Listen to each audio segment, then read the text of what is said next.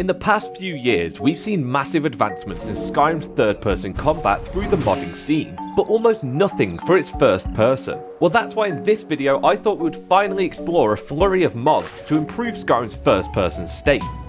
From all new animations that vary dependent on weapon type and power, finally unique animations for spellcasting. And we're even going to add a bunch of small ease of life features that finally just make first person combat a bit more seamless and smooth. So get ready for a quick and easy to follow video showing off a bunch of fun game rejuvenating mods to refresh your first person experience and make combat fun again. I choose this as our goal. Creatures of none. All men are kings. If he breeds, he is sin. Not because they are easy, but because they are hard. Your son's in a room, all right?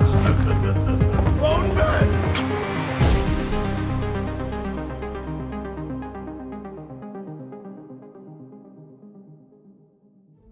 So let's begin by talking about the biggest feat when it comes to first-person combat modding, and that's the daunting task of reworking all of Skyrim's combat animations. But thankfully, we have one huge mod that just got released that aims to tackle this feat. Comprehensive First-Person Animation Overhaul is a mod that just came out and is currently still in its work in progress stage that completely replaces all of the first-person combat animations for every single weapon type. And so let's give you a taste of what's in store in this mod. One-handed swords have been given a unique animation of slicing through the air with a lunging power attack and a backward swipe to dispel enemy shields. And yes, just as a note, all of these animation movesets will work fine when wielding a shield too.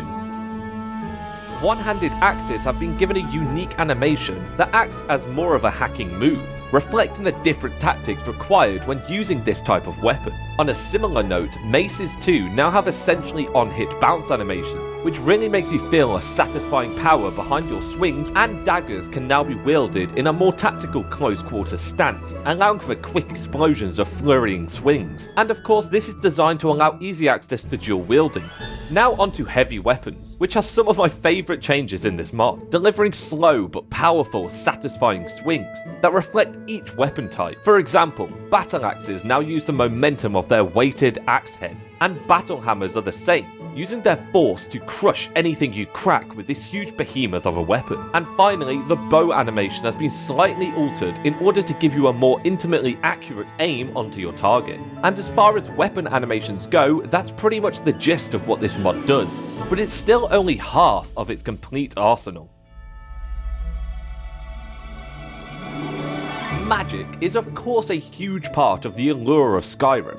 The fact that you can equip whatever spell you like in either hand and just sling them at enemies is satisfying in itself. And so let's see what changes this same mod makes to the first-person spellcasting moveset. We'll start with Destruction, which comes with many different variants, but my favourite is the fact that you can actually throw the fireballs, which is probably the most satisfying change I've saw in a mod in a while. And even ritual spells have improved casting animation, making those master spells that bit more impressive. Restoration has a plethora of new animations, one of my favourite being the healing animation, where you will clutch the spell into your chest, or when dual cast, conjure a ball of healing energy, just improving the overall unique feeling of each of these different spells. Illusion has some cool new animations, such as the Frenzy spell, which you can clutch and fire from your fists like a cannon, which gives the effect of a more guttural punchy spell, whereas others fire from your palms like you would expect from a general illusion charm. Conjuration is currently pretty simple. I mean, there is more or less only one animation anyway, but this has been changed at least to clench upwards and release your atronach from the void, at least making those spells feel different from standard projectile spells by using a unique animation. And finally, Alteration does pretty much what you'd expect from charms cast upon yourself, which are fairly similar to the vanilla style, where you charge that spell and then release it, but this time at least visually appearing like you're casting it upon your person. But now we've taken a look at the new animations added from that singular mod, we now have a bunch of smaller mods to improve the overall feel of first-person combat, starting with Dynamic Impact / Effects, which applies a new dynamic trail to any attack you successfully collide with, showing a slash of blood in the same direction and move state that your attack followed.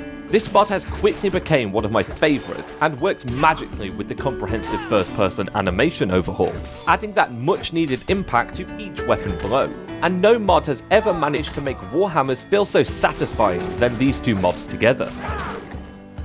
Next is Precision, a mod which essentially aims to add more accurate collision to your and enemy attacks to make it so if a weapon animation doesn't touch you, you don't get hit. It also adds options to have static recoil on objects, and also has MCM options for hit stop and camera shake upon each successful hit.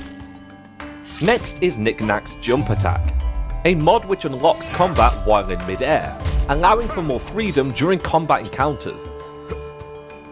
Flinching is a mod which adds dynamic flinch reactions on each hit you deliver.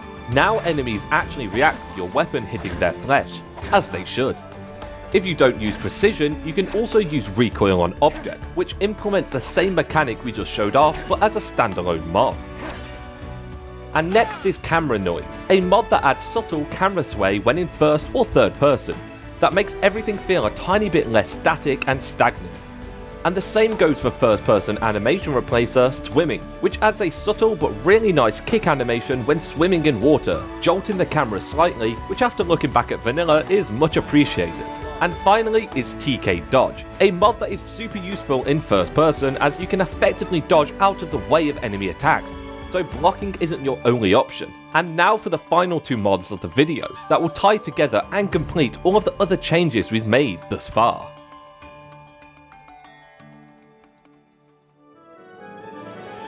Improved Camera SE is a mod which essentially adds in your actual body to all first-person scenarios, allowing you to finally see yourself when using furniture. And one of my favourite additions is finally being able to ride a horse in first person.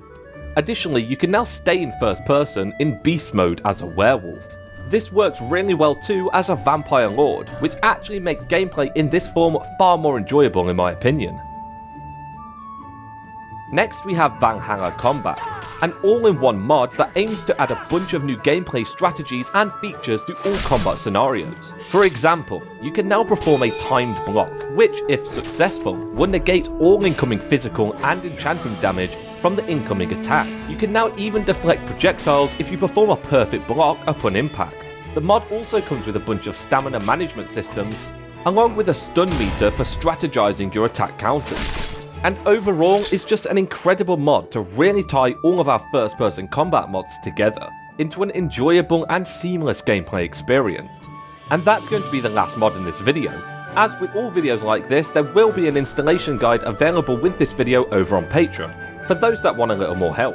And if you're in the market for a new PC, or just want to ensure you have the specs required to play modded Skyrim, then check out my page over at Apex Gaming PCs, where you can choose from 3 tiers of gaming rigs based around my own PC specs. They've just announced free international shipping, so be sure to stop by and use code BURNS at checkout if you want to save up to $200 off your purchase.